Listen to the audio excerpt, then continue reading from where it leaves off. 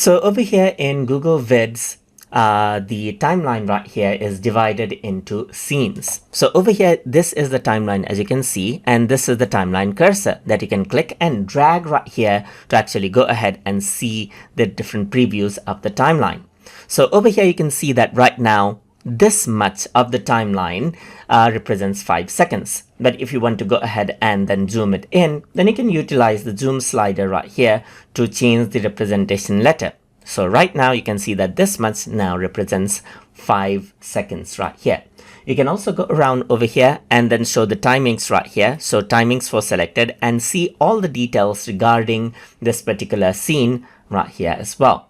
So if you want to go ahead and add in another scene or another text, then you can go ahead and click on new scene, and the new scene is added in as you can see right here.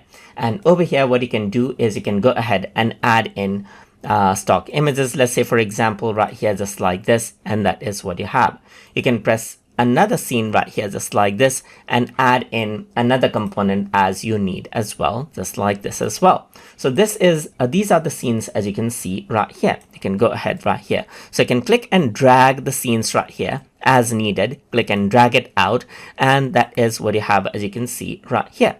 So you can rearrange out the scenes whenever you want as well. And those are the scenes, and that is how you can go ahead and work around with the timeline right here. So over here in this particular scene, you can see that I got these texts right here.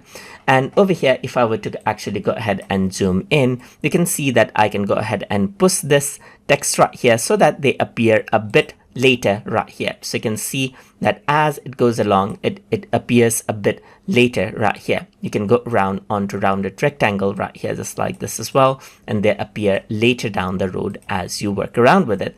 And that is how you can go ahead and work around with scenes and timeline inside of Google Vids. So I hope you guys learned something as always. And as always, please like, comment, share, and subscribe.